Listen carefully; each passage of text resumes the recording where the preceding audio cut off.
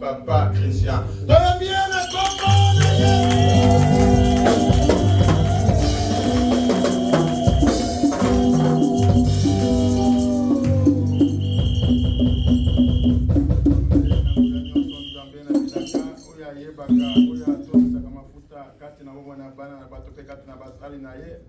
Monoko ezaya ye maloba euti pai na yo makanisi ezali ya ye nyonso eutobele pai na yo azala moto kati aza kosakola mwana bokondi na likolo maloba nyonso ekobima kati na ye etonga ebikisa mpe ekangola azala invisible mpe invulnérable na bafleche nyonso invisible sala na ye oyo olingi na kombo na Yesu na bondeli amen. Amen.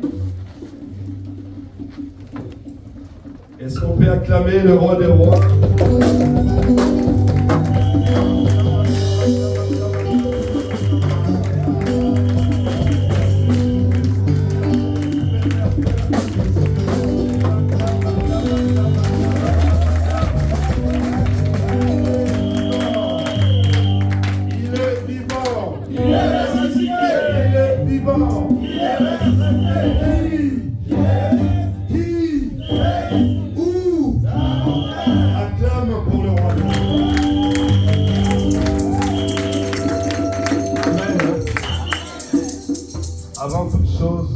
Lèvons-nous, nous allons recommander ces moments entre les mains du Seigneur. Nous allons tous prier comme un seul homme. Tu vas dire personnellement à ton Dieu de te parler cet après-midi. La Bible déclare que nul ne vient à lui et est retourné comme il est venu. Je ne sais pas quel est ton problème, je ne sais pas quel est ton souci, mais je sais que le Dieu qui est là ne te laissera pas partir tel que tu es venu. En cela, nous fermons nos yeux, nous levons nos mains et nous recommandons ces moments précieux entre les mains du Seigneur. Prions tous. Alléluia. Au commencement était la parole, et la parole était Dieu, et la parole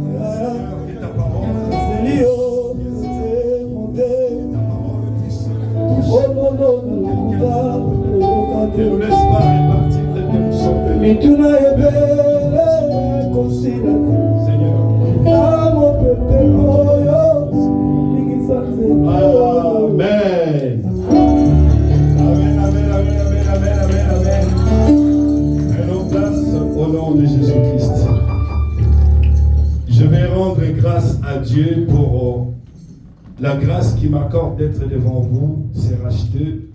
Et je vais remercier l'homme de Dieu, le pasteur Séraphin, pour l'opportunité qu'il me donne de partager avec vous la parole de Dieu. Ça, c'est vraiment sa place, c'est sa chair. Je les remercie pour la confiance, pour la reconnaissance, et à cette reconnaissance, je lui témoigne ma loyauté. Que la grâce, que la miséricorde, que la paix de notre Dieu vous soit accordée en Jésus-Christ. Aujourd'hui, nous allons parler d'un sujet très important. Nous allons donner plusieurs portions d'écriture, nous allons beaucoup lire. Nous allons donner plusieurs exemples également. Et sans plus tarder, nous ouvrons nos Bibles dans le livre de Ruth. Nous allons lire le chapitre 1. Nous commençons à partir du verset 1 jusqu'à 5. Nous lirons également le verset 15 à 22. Nous lirons également Ruth chapitre 2, verset 1 à 5. Nous lirons également Ruth, chapitre 3, versets 1 à 11. Je ne sais pas si je vais vite. Pour ceux qui notent, je répète, Ruth, chapitre 1. Nous commençons à partir du premier verset, nous descendons. Nous lirons également le verset 15 à 22. Nous lirons également Ruth, chapitre 2, versets 1 à 5. Nous lirons également Ruth, chapitre 3, du 1er au 11e verset. Nous lirons également Ruth, chapitre 4, versets 13 à 23. Est-ce que vous êtes prêts cet après-midi? Nous allons lire Ruth, chapitre 1, nous descendons. Verset 1, la Bible dit ceci. Au temps du gouvernement des juges, il y eut une famine dans le pays. Un homme de Bethléem, de Juda, partit avec sa femme et ses 2 fils pour séjourner dans le pays de Moab. Le nom de cet homme était Elimelech, le nom de sa femme Naomi, et le nom de ses 2 fils, Machlon et Kiljon. Ils étaient Ephrasiens de Bethléem de Juda. Ils arrivèrent dans le pays de Moab et ils y vécurent. Puis Elimelech, mari de Naomi, mourut et elle resta avec ses 2 fils. Ils épousèrent des femmes moabites. Le nom de la première était Orpa et le nom de la seconde Ruth. Ils habitèrent là environ 10 ans. Verset 5. Machlon et Kiljon mourirent aussi, tous les 2, et la femme resta privée de ses 2 enfants et de son mari. Alors elle se leva, elle et ses belles-filles, et s'en revint du pays de Moab, car elle avait appris dans la campagne de Moab que l'Éternel était intervenu en faveur de son peuple en lui donnant du pain. Elle sortit du lieu où elle vivait, ses 2 belles-filles avec elle, et elles se mirent en route pour retourner au pays de Juda. Naomi dit alors à ses 2 belles-filles, allez, retournez chacune à la maison de sa mère, que l'Éternel use de bienveillance avec vous, comme vous l'avez fait envers ceux qui sont morts et envers moi. Que l'Éternel vous donne à chacune de trouver du repos dans la maison d'un mari. Elle les embrassa, elles se mirent à sangloter. Et elles lui dirent, non, nous irons avec toi vers ton peuple. Naomi dit, retournez mes filles, pourquoi viendrez-vous avec moi? Ai-je encore dans mon sein de fils qui puissent devenir vos maris? Retournez mes filles, allez car je suis trop vieille pour appartenir à un homme, et quand je dirai, il y a de l'espoir pour moi, quand cette nuit j'appartiendrai à un homme et que je mette des fils au monde, attendriez-vous pour cela qu'ils aient grandi? Refuseriez-vous pour cela d'appartenir à un homme? Non, mes filles, car mon sort est plus amer que le vôtre, et la main de l'Éternel s'est abattue sur moi. Elles sanglotèrent encore. Orpa embrassa sa belle-mère, mais Ruth s'attacha à elle. Naomi dit alors, voici que ta belle-sœur est retournée à son peuple et à ses dieux. Retourne à la suite de ta belle-sœur. Ruth dit, ne me pousse pas à te quitter, à me détourner de tes pas. Où tu iras, j'irai. Où tu demeureras, je demeurerai. Ton peuple est mon peuple, et ton Dieu est mon Dieu. Où tu mourras, je mourrai, et j'y serai enseveli. Que l'Éternel me fasse ceci, et qu'il ajoute cela, si ce n'est par la mort qui me séparera de toi. Naomi, la voyant résolue à aller avec elle, cessa de lui parler. Elles marchèrent tous 2 jusqu'à leur entrée à Bethléem. Lorsqu'elles entrèrent à Bethléem, toute la ville fut étonnée à leur sujet, et les femmes disaient, est-ce là Naomi? Verset 20. Elle leur dit, ne m'appelez pas Naomi, appelez-moi Mara, car le Tout-Puissant m'a rendu la vie bien amère. Comblé, j'étais parti, vide l'Éternel me ramène. Pourquoi m'appelez-vous Naomi? L'Éternel a témoigné contre moi, le Tout-Puissant m'a fait du mal. Verset 22. Ainsi revient Naomi et avec elle sa belle-fille, Ruth la Moabite, qui revenait du pays de Moab. Elles arrivèrent à Bethléem, tenez-vous prêts, au début de la moisson des orges. Est-ce que nous pouvons acclamer pour la parole de Dieu? Bien-aimés, nous allons lire progressivement. Là, nous venons de lire la première partie et je prendrai pour thème de mon message: pour ma destinée, rien n'arrive par hasard. Pour ma destinée, rien n'arrive par hasard. Bien-aimés, avant de rentrer dans le vif de notre sujet, j'aimerais que nous puissions faire connaissance avec celle qui est l'actrice principale de ce texte, à savoir Ruth. Nous allons donner les informations concernant Ruth. Ruth, qui est-elle? Nous allons également parler de la destinée. La destinée, c'est quoi? Nous parlerons aussi de principes qui sont attachés à la destinée. Et sans plus tarder, cette femme, Ruth, c'est une femme qui était moabite. Et parmi les informations que je vais vous donner, le nom de Ruth figure 18 fois dans la Bible. 17 fois dans le seul livre de Ruth et une seule fois dans l'évangile selon Matthieu. Nous allons revenir après. Et sur les 17 fois que Ruth est mentionnée dans le livre de Ruth, dans l'Ancien Testament, 5 fois Ruth est attachée à son origine. La Bible fait mention de Ruth, la Moabite. 5 fois, la Bible fait mention de son origine. Une origine, nous allons voir par la suite, dont était attachée une malédiction. Alléluia. Deuxième information concernant Ruth. Ruth fait partie avec Tamar, Bathsheba, Rahab la prostituée, de 4 femmes, les 4 seules femmes qui se sont incrustées dans la généalogie de Jésus.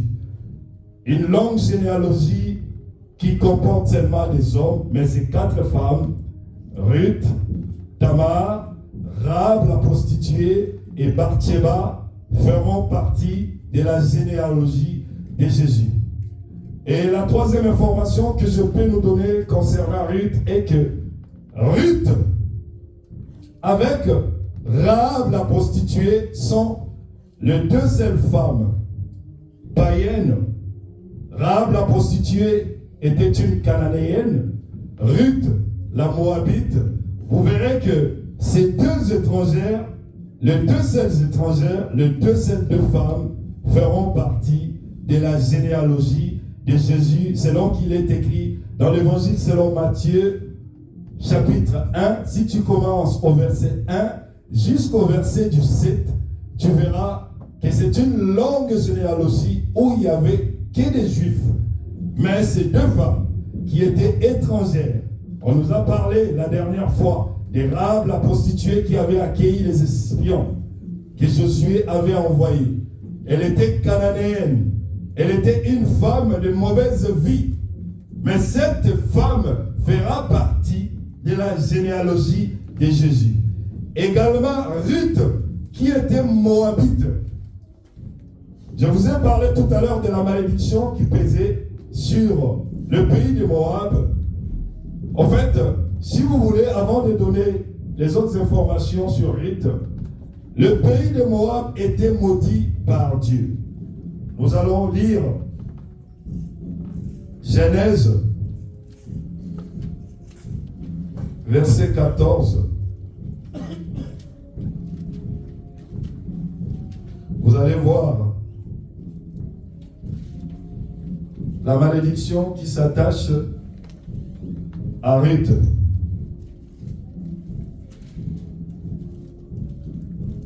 Je vais retrouver les versets, excusez-moi.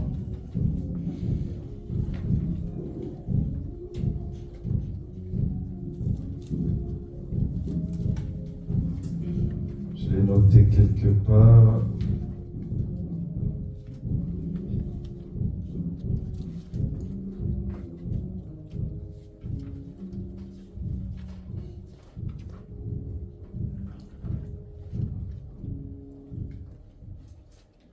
Nous allons lire Deutéronome chapitre 23, versets 3 à 4.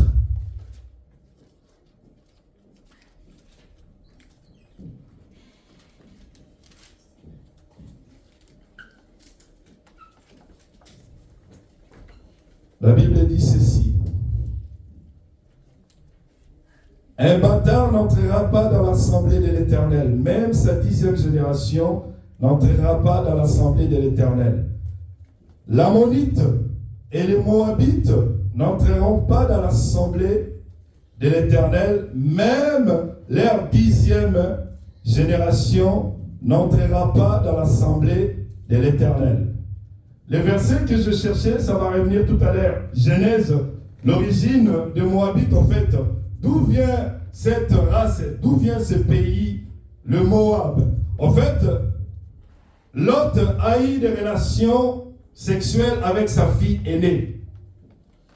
On ne va pas dire que ce n'était pas une relation consentie parce que ses enfants, ses filles, l'ont donné du vin, il a été ivre et ils ont profité et l'aîné a eu des rapports sexuels avec Lot. Ils ont eu des enfants et de cette lignée-là, c'est de là que va surgir toute la descendance des Moabites. Et comprenez que de par leur origine, les Moabites, c'était un peuple qui était maudit. Déjà, premièrement parce que il y a eu inceste, Lot avec sa fille. C'est dans les livres de Genèse, je vais retrouver les versets avant la fin, je vous promets. Et deuxièmement, dans les livres que nous venons de lire, Deutéronome chapitre 23, versets 3 à 4, Dieu dit, l'Ammonite et les Moabites n'entreront pas dans l'assemblée d'Israël. Alléluia. C'est ça la malédiction qui était attachée à Ruth la Moabite. C'est la malédiction qui était attachée à tous les Moabites en fait.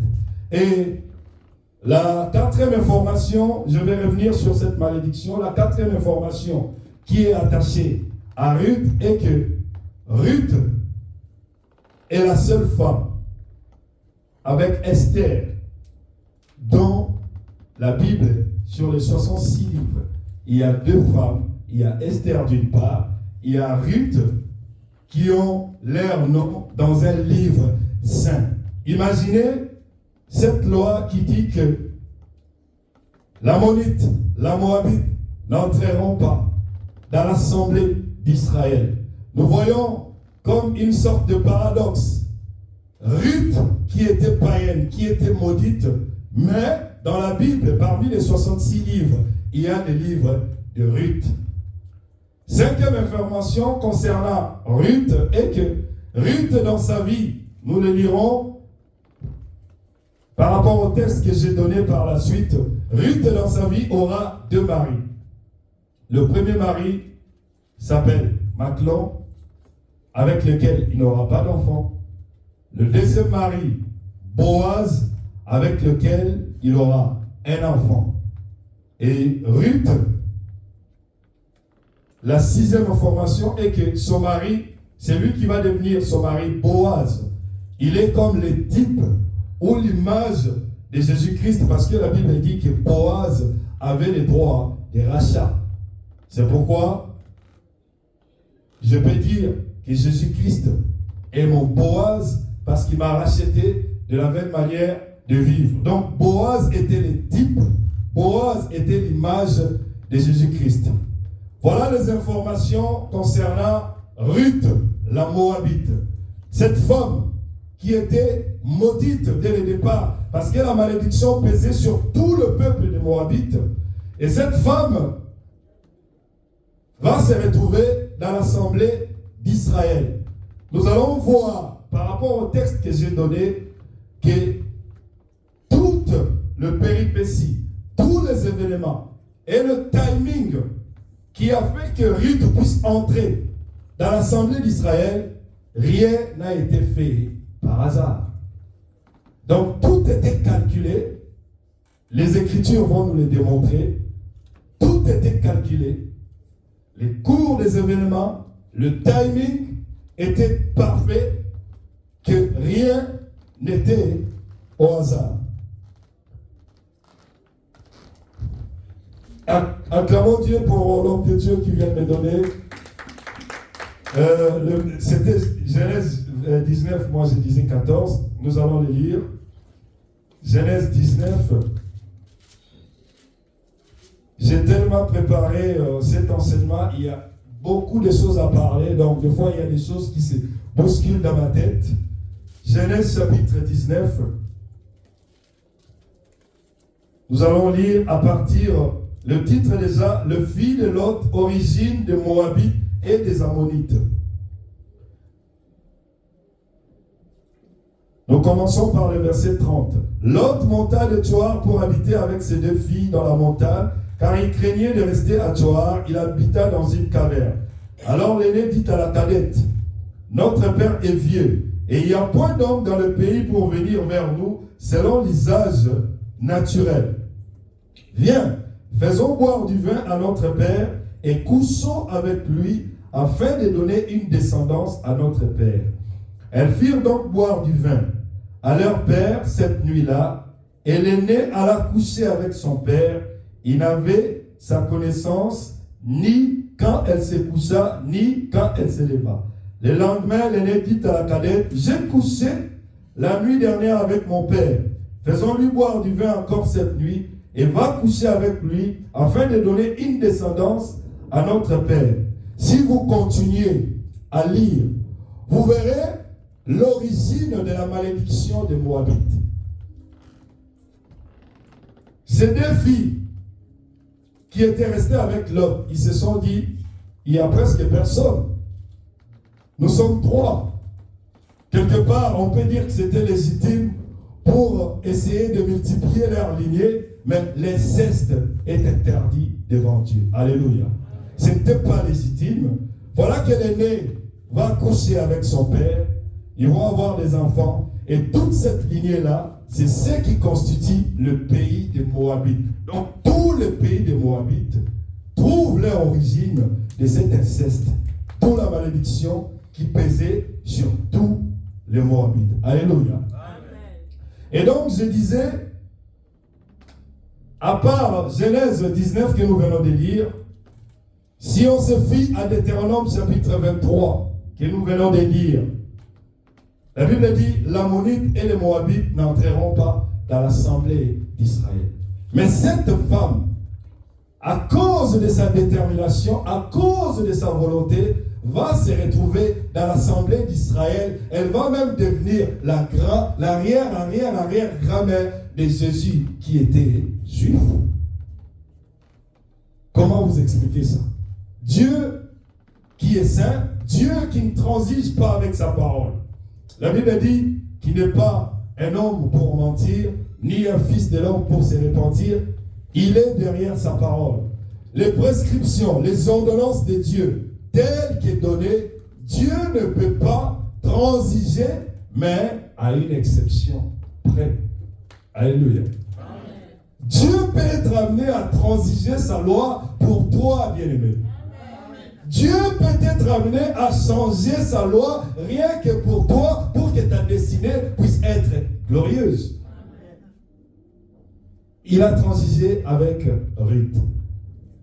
Et pour la petite histoire, nous allons revenir. Je vais parler de la destinée avant d'entrer dans le vif du sujet. Nous allons comprendre la destinée. Qu'est-ce donc la destinée? J'ai retrouvé ce mot 3 fois dans la Bible. Nous allons lire Job, chapitre 18, verset 21. Nous allons comprendre. Je vais donner, comme ça vous allez noter. Job, notez Job 18, verset 21. Notez également Ésaïe 40, verset 27. Notez également Psaume 31, verset 16. Dans ma version, c'est le verset 16. Dans votre version à vous, c'est le verset 15. Donc, Psaume 31, verset 15, lui, c'est bon. Je vais commencer par lire Job 18.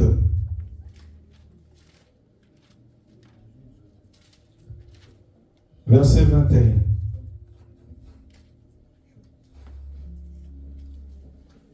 La Bible dit ceci: telles sont les destinées de l'homme injuste. Telle est la place de celui qui n'a pas connu Dieu. Ésaïe 40, 27 dit ceci: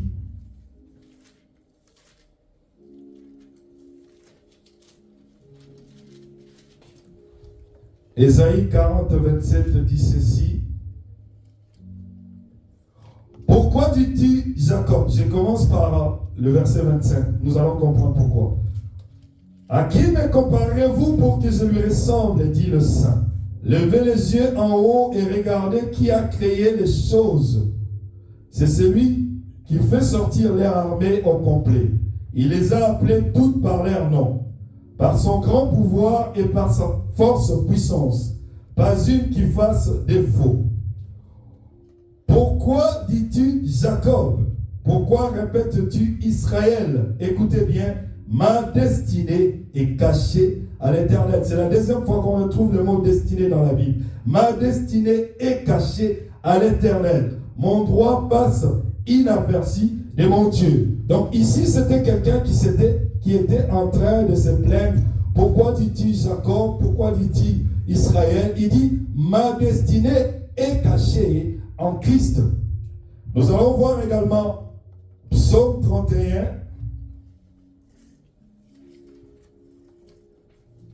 verset 16. Dans votre version, c'est le verset 15, si je me trompe. Dites-moi si je me trompe. Psaume 31, verset 15, votre version, mais dans la mienne, verset 16. C'est bien ça, c'est 15. Hein? Amen. Mes destinées sont dans ta main. Arrache-moi de la main de mes ennemis et mes persécuteurs. Donc, j'ai retrouvé ce mot 3 fois dans la Bible. Le mot destinée.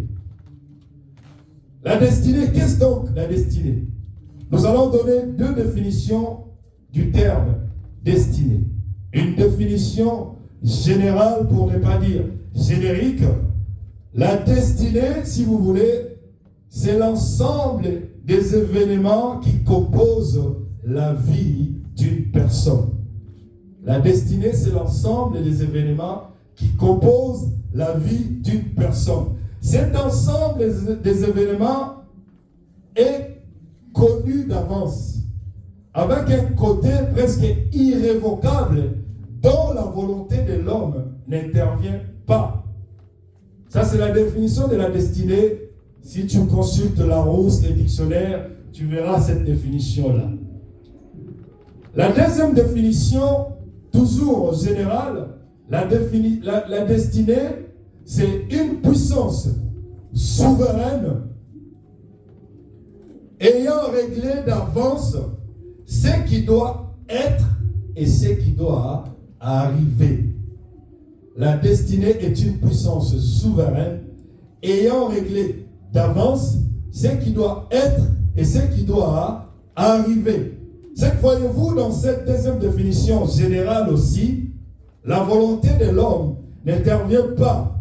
Ces 2 définitions ne sont pas vraiment vraies par rapport à la destinée que nous sommes en train de voir, par le simple fait, vous le verrez que si c'était vrai, on allait vivre le fatalisme en fait.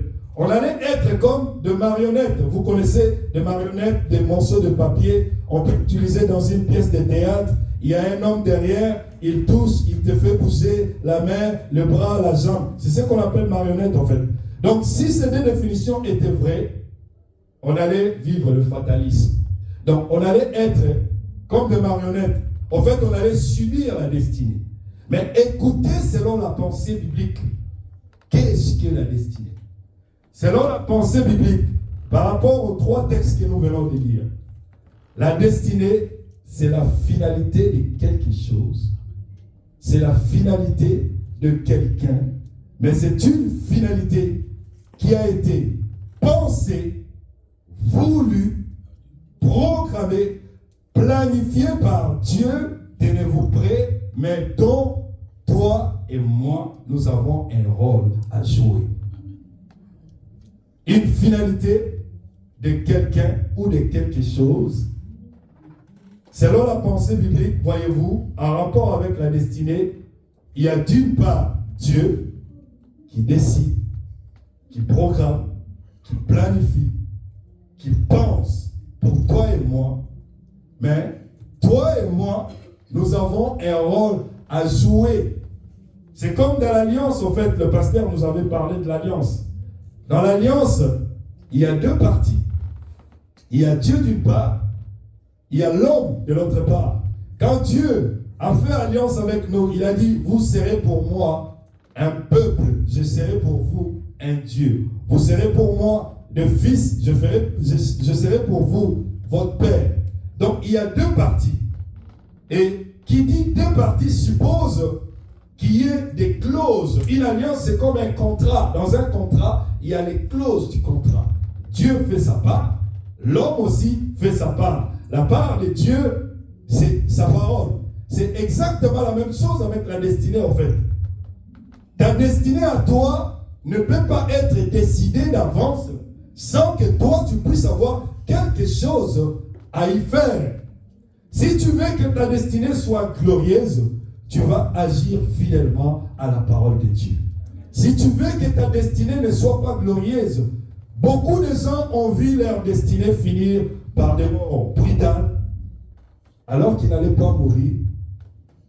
Il y a des gens qui sont morts jeunes. On est en train de lire l'histoire d'Éric. Regardez les sorts de Maclon. Nous allons revenir pourquoi Maclon était mort. Regardez les sorts de Maclon. Le mari d'Éric, il est mort jeune. Mais cette pensée de destinée en rapport avec la pensée biblique, nous allons le voir si vous ouvrez vos Bibles dans Jérémie chapitre 29, verset 11. La Bible dit, nous allons le lire.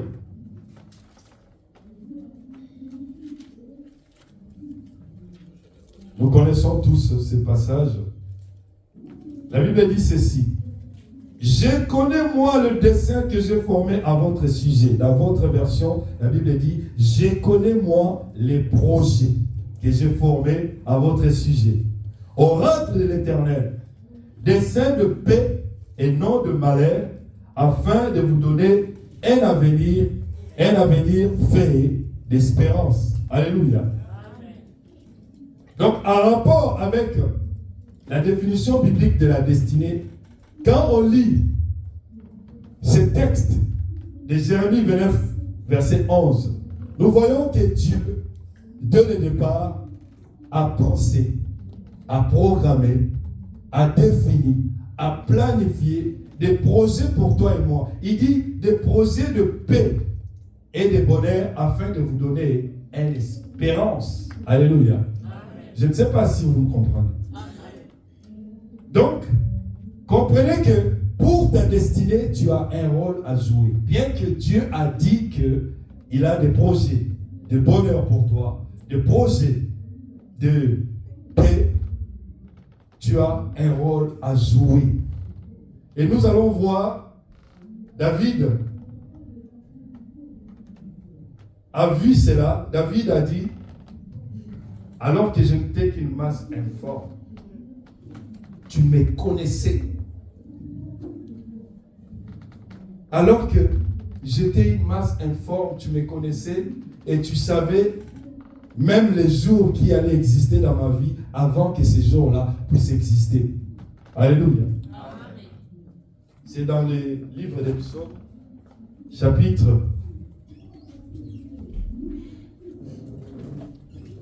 1. Nous allons voir ça.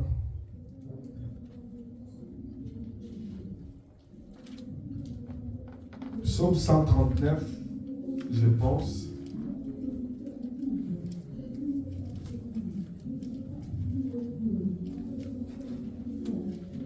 Psaume 139.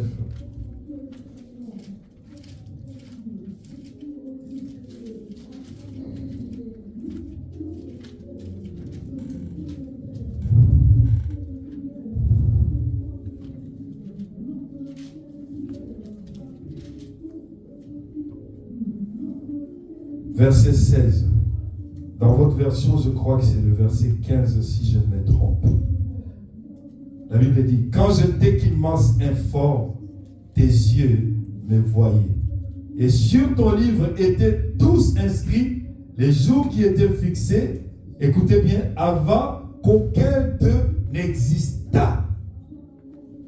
David va confirmer cette pensée des projets que Dieu a formés pour nous. Ici, nous voyons la connaissance qui précède l'existence. Donc, une personne n'a pas encore existé, que Dieu connaît déjà que la personne va exister. Quand j'étais qu'une masse informe. Bien-aimé, quand tu n'étais qu'une masse informe, Dieu te connaissait.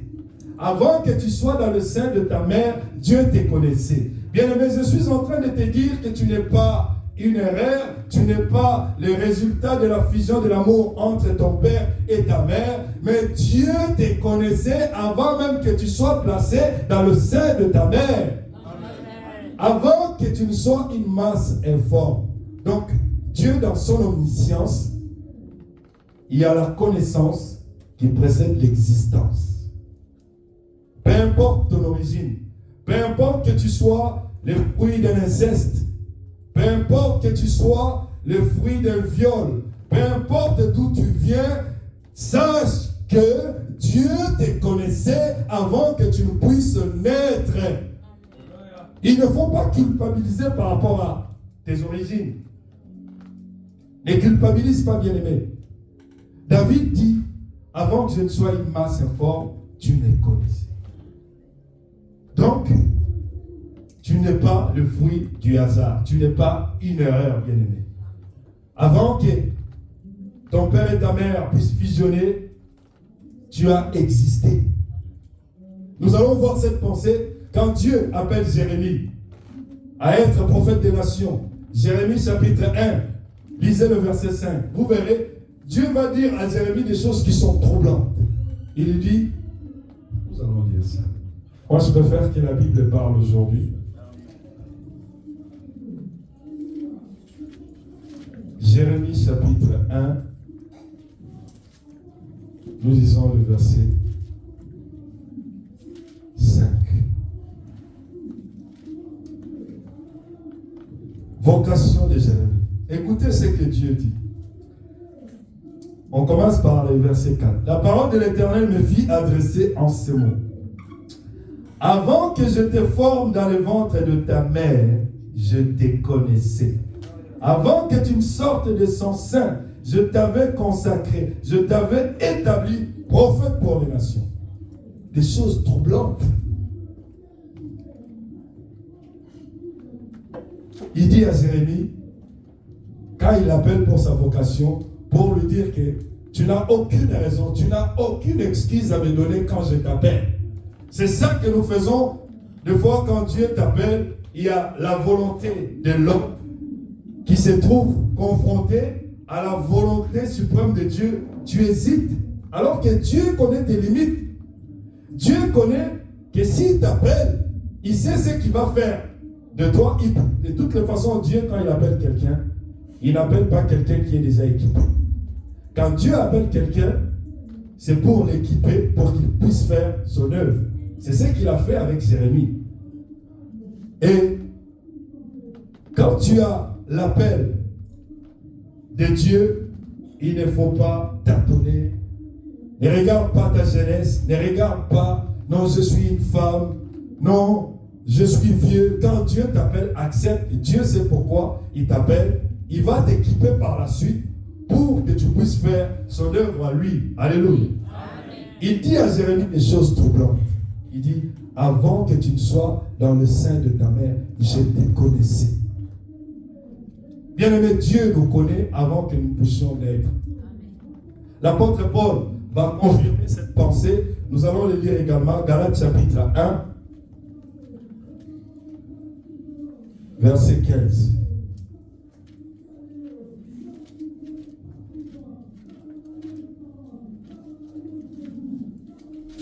La Bible dit ceci. J'aimerais nous faire voir cette notion de destinée avant d'expliquer le texte de Ruth pour que nous puissions comprendre comment elle est passée de la malédiction à la bénédiction, comment elle est passée de la pauvreté à la richesse, comment elle est passée d'une païenne à l'ancêtre de Jésus au fait. Et vous verrez, vous en conviendrez avec moi que tout cela ne s'est pas fait par hasard. Bien-aimé, chez Dieu, les hasards n'existent pas. Tout ce que tu peux traverser les moments difficiles. Tu peux perdre les gens de ta famille, tu peux perdre ton mari, ton fils, tu peux perdre qui, je ne sais pas moi. Mais rien n'arrive par hasard. Des fois, Dieu nous fait passer par des événements pour nous forger, pour nous équiper, pour que notre destinée, en fait, soit glorieuse, en fait. En tant qu'humain, tu vas te dire, ah Dieu, pourquoi tu m'as fait ça? Pourquoi cette souffrance? Mais dans la pensée biblique, en fait, en ce qui concerne ta destinée, rien n'arrive par hasard. Quelle que soit la pauvreté que tu peux traverser, quelle que soit la stérilité que tu peux avoir, tu n'as pas d'enfant, quel que soit le manque de travail, quel que soit le manque de papier, ce n'est pas par hasard. Dieu va faire des choses qui vont t'étonner. C'est alors que tu vas comprendre que Dieu t'a fait passer tous ces épisodes pour arriver à une destinée glorieuse. Galates chapitre 1, verset 15. La Bible dit ceci.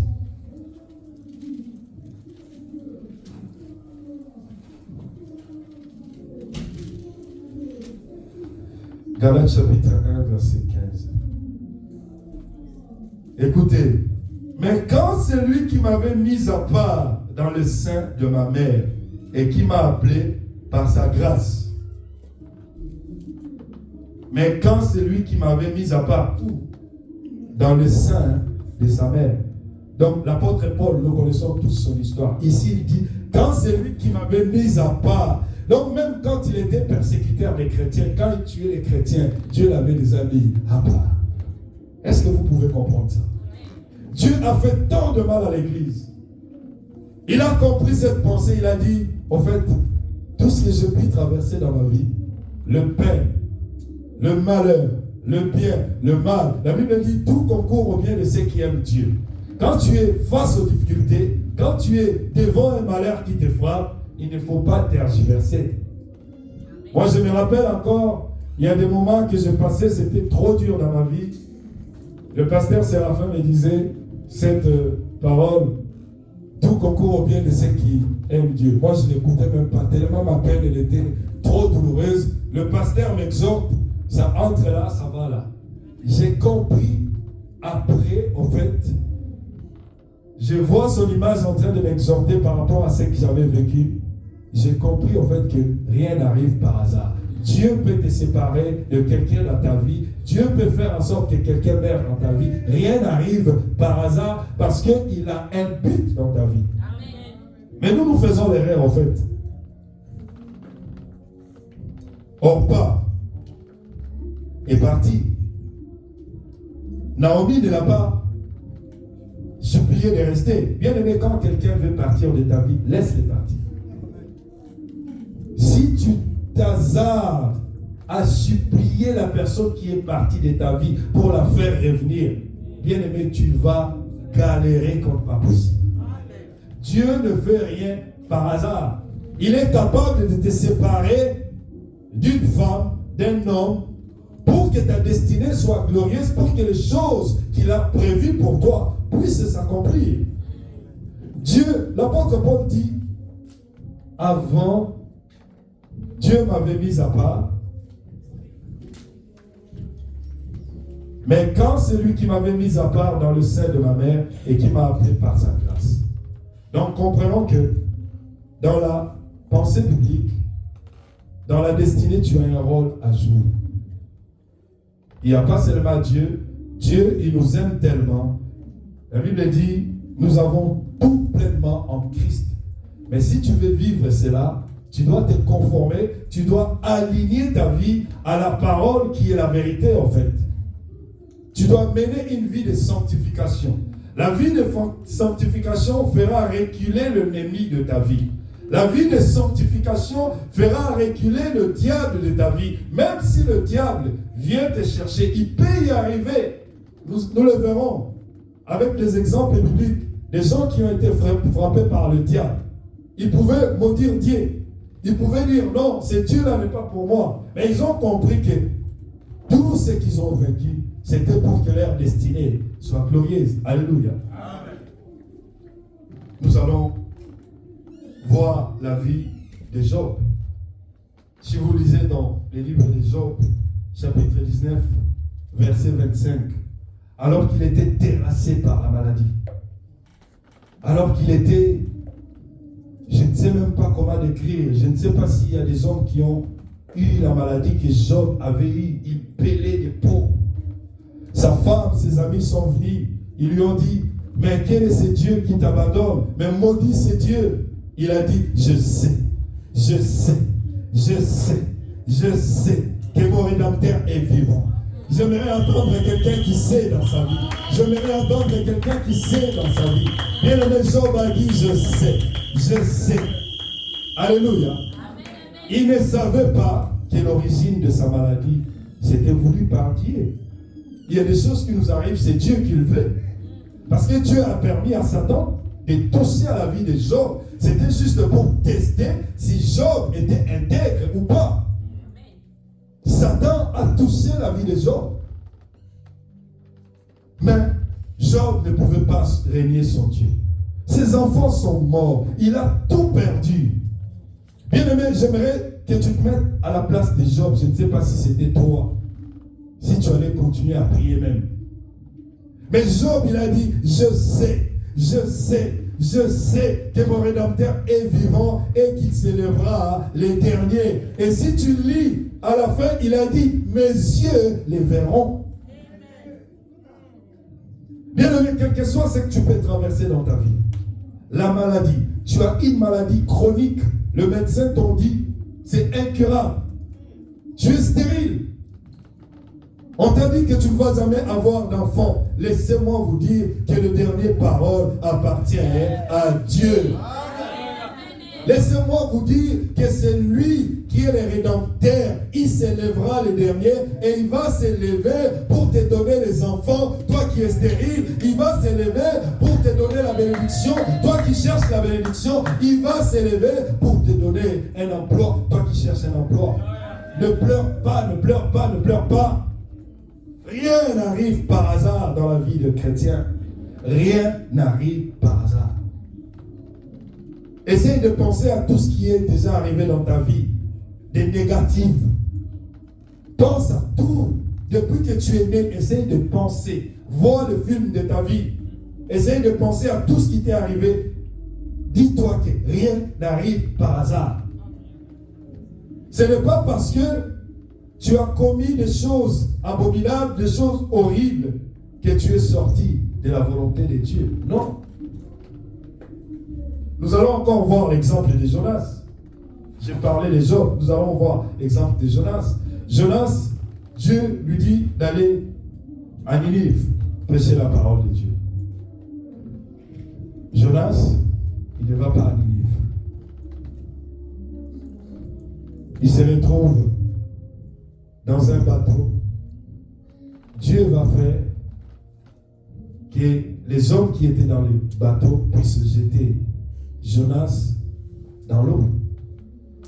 Vous allez me dire que c'était par hasard quand ces hommes ont jeté Jonas dans l'eau. Vous allez me dire que c'était par hasard qu'il y a, comme par hasard, une baleine, un gros poisson qui va passer par là, à côté du bateau, et au moment même où on avait jeté Jonas dans l'eau, vous allez me dire que c'était par hasard?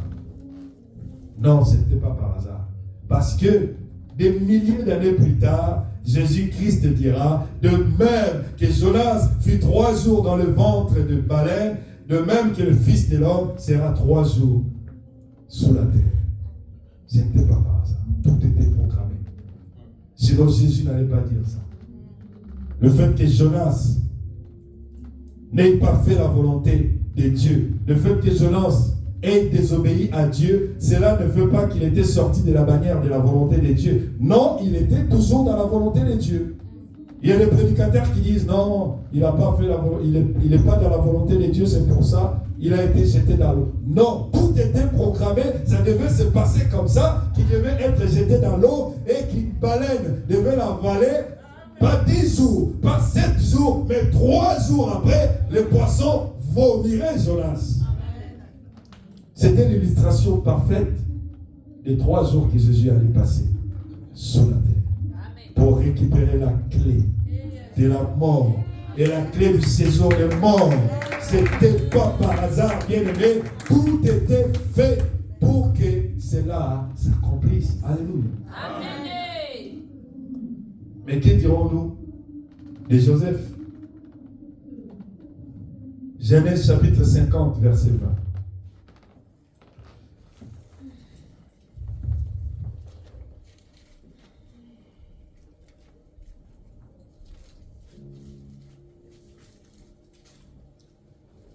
Genèse chapitre 50, verset 20. Écoutez ce que Joseph dit à ses frères.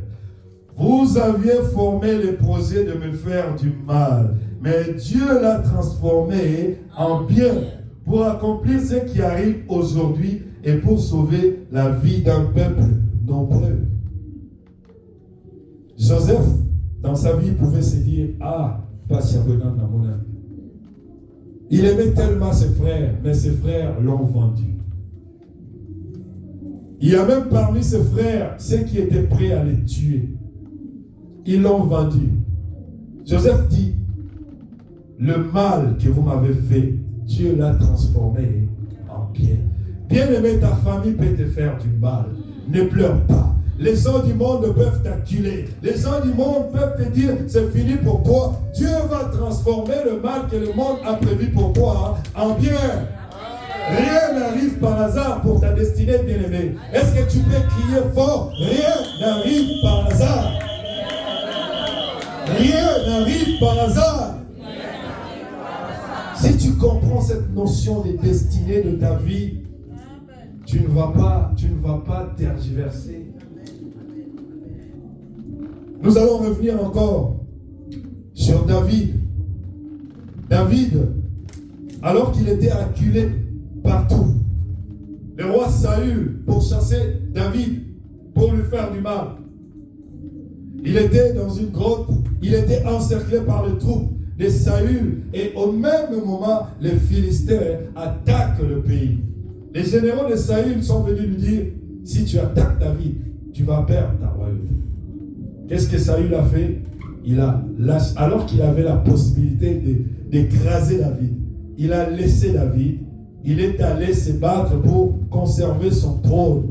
Et David, c'est pourquoi David a dit, mes destinées, alors qu'il était là en train d'attendre que sa fin soit connue, il a dit, mes destinées sont entre tes mains. La Bible, la version Taude, dit, les jours de ma vie sont entre les mains de l'Éternel. Bien-aimé, il ne faut pas avoir peur des événements. Il ne faut pas avoir peur de l'ennemi. Il ne faut pas avoir peur du diable. Quel que soit ce qui peut t'arriver, dis-toi que tes destinées se trouvent entre les mains du Seigneur. Tu peux le dire très haut, tes destinées sont entre les mains du Seigneur. Tu peux même le proclamer encore, bien-aimé. Mais dis-le, crie-le au plus fort de toi-même, avec la dernière énergie, mes destinées se trouvent entre les mains de Dieu. Mais pourquoi tu pleures? Mais pourquoi tu as peur du diable? Le même David a dit, si Dieu est pour moi, de qui aurais-je crainte? Bien aimé, si Dieu est pour toi, qui peut être contre toi? Personne. Et un autre principe de la destinée, c'est que la destinée, c'est l'ensemble des mystères. On ne voit pas ce qui va arriver demain. Seul Dieu sait ce qui va t'arriver demain. Mais aujourd'hui, dans nos églises, qu'est-ce que nous voyons? Les gens, dès qu'ils entendent qu'il y a un prophète à gauche, il y a un prophète par là qui crache de feu, qui parle sur la vie des gens, tu vas courir, tu vas laisser ton église, aller chercher ce prophète pour qu'il puisse dire des choses sur ta vie. C'est un péché. Demain appartient à Dieu. Tu n'as pas besoin d'aller derrière un prophète pour qu'il te dise des choses sur ta vie. Et la plupart de ces gens qui vont chez les prophètes-là, ils se retrouvent séparés de leur famille. Ils jouent tellement avec les émotions des enfants de Dieu. Il va te dire, tu n'arrives pas à enfanter parce que ton grand-père est sorcier. Ta mère est sorcière. La personne qui est en train de te faire ça, c'est ta propre sœur là que tu as fait venir ici en Europe. Tu as fait venir ta sœur en Europe. Bon, comme le rôle à Pokunaniao. Parce que même si les Kambouké, il y a même dans le caillou, il y a pas de demi. Beaucoup de gens sont en train de passer à côté de leur destinée à cause de ces prophètes de malheur. Et croyez-moi, Dieu fera que tous ces hommes de Dieu qui sont en train de faire ces choses, Dieu va les livrer publiquement. Il a déjà commencé. Vous avez entendu qu'il y a une église, on a saisi les comptes et tout. Vous avez entendu, non? Vous suivez les réseaux sociaux, non? Les navires, machin là. Vous avez entendu, je ne suis pas là pour parler du mal des autres, mais c'est des choses, c'est des réalités en fait. Moi j'ai entendu des audios.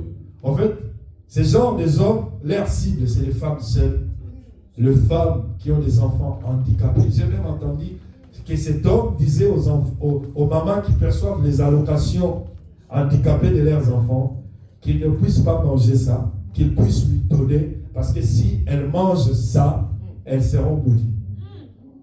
Mais quelle escroquerie! J'ai entendu des audios. Si vous n'avez, allez dans les réseaux sociaux. Des fois, il faut aller dans les réseaux sociaux pour écouter ce qui se passe. Une maman qui pleure, il dit, moi je viens de là, je sais. Les allocations de mon enfant. En plus, les allocations handicapées, les a rébellées.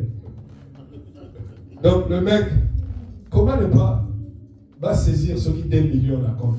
2 millions. Alors que c'est une église qui a fait sa sortie quand le coronavirus est banni. Le mec s'est enrichi dans l'espace. Ah là là. Que Dieu ait pitié. Que Dieu ait pitié. Ce n'est pas le thème de mon enseignement. Je suis en train d'ouvrir les yeux de quelqu'un. Tu n'as pas besoin d'aller chez quelqu'un pour qu'il te dise ta destinée. Bien-aimé, ta place est ici. Et sache que ta destinée se trouve non pas entre les mains du pasteur, non pas entre les mains de l'évangéliste, mais ta destinée se trouve entre les mains de Dieu. Advienne que pourra, qu'il pleuve, qu'il neige, si tu te conformes à la volonté de Dieu, si tu marches en alignant ta vie à la parole de Dieu, dis-toi que ta destinée, elle sera glorieuse. Nous entrons maintenant dans le vif du sujet. Pasteur, je demande solennellement devant l'église si je ne finis pas que je revienne le dimanche prochain. Parce que cet enseignement, c'est tellement profond. Vous allez comprendre que tout ce qui est arrivé à Ruth, ce n'est pas par hasard. Ruth la Moabite, Ruth la maudite. Comment une femme comme ça peut se retrouver enceinte de Jésus? Nous allons relire le passage de Ruth.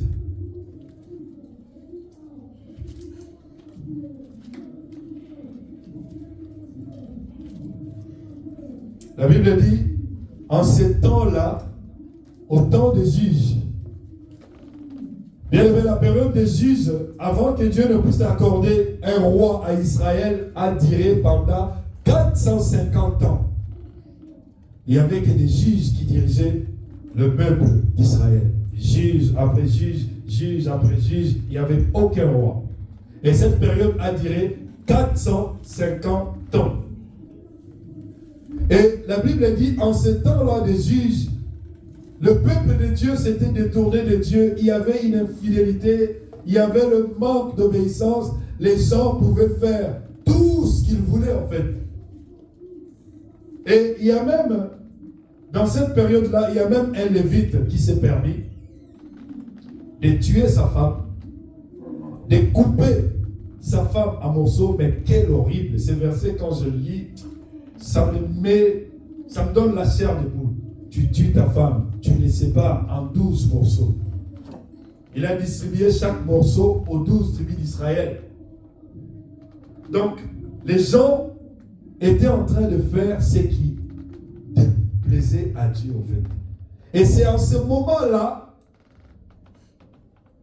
que dans ce petit pays, dans cette petite ville, Bethléem, que la famine est arrivée. Et cette famine n'était pas seulement pour la famille d'Elimelech. La famine était généralisée. Tout Bethléem était en famine. La Bible dit que cet homme, Elimelech, prit la décision de prendre sa femme Naomi, ses deux fils, Machlon et Kilson, d'aller dans le pays de Moab.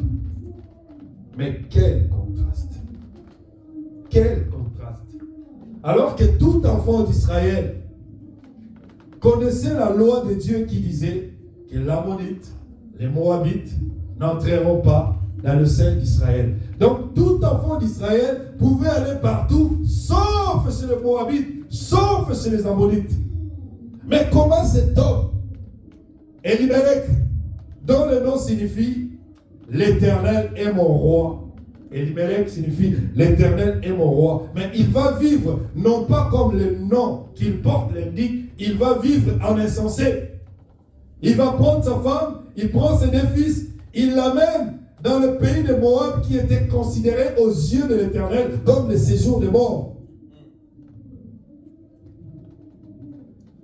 Et voilà qu'il prend sa femme Naomi, son fils Machlon et Kilson, Makolo, Koutoulou, Moab.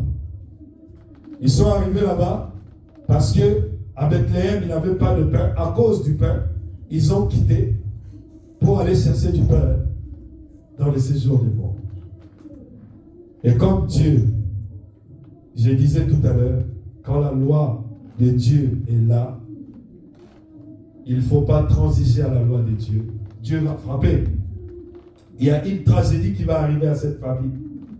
Elimelech va mourir. Pourquoi Elimelech meurt? Parce qu'il a pris sa famille, il a amené sa famille dans le pays de Moab. La responsabilité ne pouvait pas être attribuée à Machlon, à Kilson, ni à Naomi. Déjà Naomi, chez les Juifs, la femme n'a aucune parole. La tradition juive, c'est l'homme.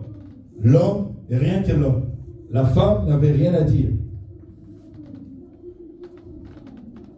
Il prend sa famille, il les engage là-bas. Dieu va frapper Elimelech. Elimelech va mourir et Naomi va rester avec ses deux fils. La Bible dit par la suite, ses deux fils, au lieu de discerner, ah, notre papa est mort. Pourquoi notre papa est mort? Non, ils ne vont pas discerner. Et qu'est-ce qu'ils ont fait? Ils vont épouser les Moabites. Alors que la loi aussi de Dieu interdisait aux enfants d'Israël de se marier aux étrangers. Et à combien plus forte raison à une nation dont Dieu avait maudit. Alléluia. Amen. On va revenir dans Deutéronome 23 pour voir cela.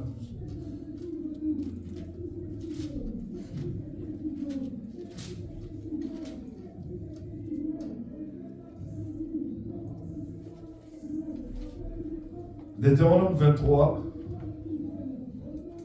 nous commençons par le verset 3. Un bâtard n'entrera pas dans l'assemblée de l'Éternel, même sa 10e génération. Dans votre version, je ne sais pas, c'est peut-être ça dit pas un bâtard. Ça dit quoi? Bâtard. Ça dit aussi bâtard. Amen. Amen. Sa 10e génération n'entrera pas dans l'assemblée de l'Éternel. L'Ammonite et le Moabite n'entreront pas dans l'assemblée de l'Éternel. Même leur 10e génération n'entrera pas dans l'assemblée de l'Éternel. Pourquoi? Dieu continue de donner la réponse. C'est ainsi pour toujours du fait, écoutez l'explication, de fait qu'ils ne sont pas venus au-devant de vous avec du pain. Ici on retrouve encore le pain. Et de l'eau sur les chemins lors de votre sortie d'Égypte, et parce qu'ils ont soudoyé contre toi Balaam, fils de Beor, de Pitor, en Mésopotamie, pour te maudire. Mais l'Éternel, ton Dieu, n'a pas voulu écouter Balaam, et l'Éternel, ton Dieu, a changé pour toi la malédiction à bénédiction, parce que l'Éternel, ton Dieu, t'aimait. Écoutez le verset 7. La Bible dit ceci. Tu n'auras souci ni de leur paix, ni de leur bien-être tant que tu vivras. La Bible dit, donc un Israélite ne peut pas avoir les soucis d'une Ammonite, d'une Moabite ou d'un Moabite. Un Israélite ne peut pas avoir les soucis d'un Moabite tant qu'il vivra. Mais Machlon et Kilson, ils vont épouser deux Moabites, Orpa et Ruth. Et une fois encore, Dieu ne pouvait pas rester comme ça. Il a frappé. Machlon, Kilson moururent aussi. Pourquoi? Parce qu'ils ont épousé des étrangers. Moïse pouvait se permettre d'épouser une étrangère parce que la loi, ce n'était pas la loi de Dieu, mais c'était la loi de Moïse. La loi que Dieu avait donnée à Moïse. Voilà pourquoi il y avait une exception. Alléluia. Amen. Et donc, Machlon et Kilson vont mourir. Ruth va se retrouver veuve. Orpa va se retrouver veuve. Naomi aussi va se retrouver veuve. Donc ils vont faire l'association de veuves. 3 veuves. La Bible dit, elles ont commencé à pleurer, Et au même moment, Naomi attend la bonne nouvelle que Dieu avait visité Bethléem. Regardez, ils ont quitté Bethléem, qui veut dire la maison de pain, à cause du pain. Arrivés à Moab, ils sont restés, la Bible dit, ils sont restés là pendant 10 ans. Donc, on peut voir la période qu'ils ont vécu là-bas, ça a fait 10 ans. Mais elle a entendu que Dieu avait visité Bethléem, il n'y avait plus la famille, il y avait le pain. Elle va prendre la décision de rentrer dans son pays. C'est alors que ses belles sœurs vont la presser. On ne peut pas te laisser partir comme ça. Toi qui es belle-mère, tu dois savoir traiter de belle fille. Si Naomi ne traitait pas bien Orpa et Ruth, je ne pense pas que Orpa et Ruth allaient supplier sa belle-mère de les suivre. Alléluia. Amen. Tu es belle-mère. Tu as un fils qui a une femme. Traite bien. Si tu veux que ta belle-fille puisse avoir des regards comme Ruth et Orpa avaient des regards à Naomi, traite bien ta belle-sœur. Alléluia. Et donc, elles ont commencé à pleurer. Elles ont commencé à pleurer. Naomi a dit, mais qu'est-ce que vous faites? Vous voulez que je puisse encore avoir un mari? Et quand bien même j'aurai ce mari-là, est-ce que vous allez patienter jusqu'à ce que je puisse avoir des enfants? Ces enfants-là, le temps qu'ils grandissent, vous allez toujours attendre pour que ces enfants-là puissent devenir vos maris. Retournez dans votre nation. Moi, je vais retourner chez moi, rester ici. Orpa a dit, ok, comme c'est comme ça, je reste. Orpa est resté. Naomi, cette femme, elle m'étonne. Elle va prendre la décision. Elle va dire, non, ne me pousse pas. Ne me pousse pas à te quitter. Parce que moi, je vais rester avec toi. Je veux venir avec toi. Dans ta version, il est dit, ton Dieu sera mon Dieu. Mais j'aime ma version. Ma version, il est dit, ton Dieu est mon Dieu. Alléluia. Pas dans le futur.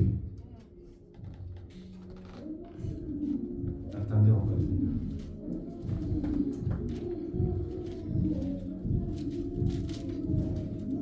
Dans ma version, il est dit ceci. Ruth dit, ne me pousse pas à te quitter, à me détourner de tes pas. Où tu iras, j'irai. Où tu demeureras, je demeurerai. Ton peuple, pas au futur, est mon peuple. Écoutez, ton Dieu est mon Dieu, bien-aimé. Mais quelle déclaration époustouflante. Il a dit, non, je ne veux pas te quitter. Pourquoi elle a dit ça? Parce que Ruth, en fait, si vous voulez, le nom Ruth, en hébreu, ça veut dire ami, ça veut dire aussi amour, ça veut dire compagne, c'est-à-dire la personne qui est placée à côté de quelqu'un d'autre pour l'accompagner, pour l'enrichir ou lui donner une valeur ajoutée. C'est ça la signification de Ruth. Et Naomi veut dire ma gracieuse. Dans d'autres versions, on dit Naomi veut dire grâce. Donc, Ruth, qui était l'amour, Naomi, qui était la grâce. Est-ce que vous voyez l'amour se séparer de la grâce? L'amour ne peut pas se séparer de la grâce. Orpa était parti parce qu'il n'était pas amour. Mais Ruth, elle voyait, elle a eu ces ressentis spirituels, même si cette femme est vieille, même si elle n'a rien à me donner, mais elle a quelque chose qui va faire que moi je puisse bénéficier. C'est sa détermination et sa confession. Elle a confessé, elle a dit, ton Dieu est mon Dieu. Comme on a vu pendant la campagne, la confession amène à la possession. La Bible dit, si tu confesses de ta bouche, alléluia. Amen. Ruth a confessé, ton Dieu est mon Dieu. Et spirituellement, au même moment que Ruth a confessé que ton Dieu est mon Dieu, Ruth a été transférée spirituellement du pays de Moab à Israël. Du pays de Moab à Israël. Alléluia. Spirituellement. Elle-même ne se rendait même pas compte. Et par la suite des événements, nous allons voir comment cela va se concrétiser. Je vous ai dit ici que Boaz, qui va devenir son mari, était le type de Jésus. Et la Bible dit que Boaz avait le droit de rachat. Bien que Ruth va amener, et Naomi va amener Ruth à Bethléem, mais c'est Boaz qui va racheter Ruth. Alléluia. Amen. Boaz, le type de Jésus-Christ.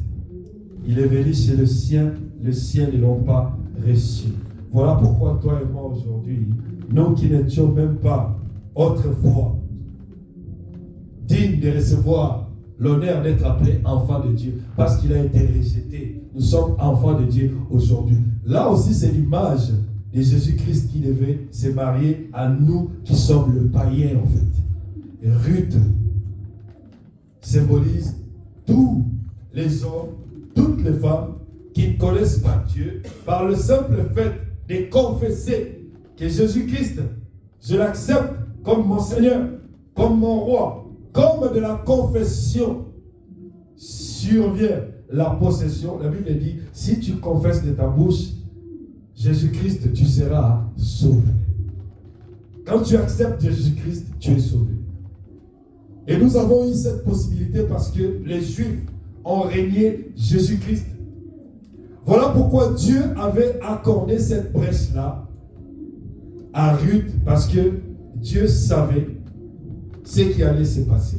La Bible dit, si vous lisez dans l'évangile selon Matthieu, chapitre 1, verset 1, le verset 17, la Bible dit qu'il y a 14 générations. Si tu commences d'Abraham à David, il y a aussi 14 générations de David à la déportation de Babylone. Il y a aussi 14 générations de la déportation de Babylone jusqu'à Jésus.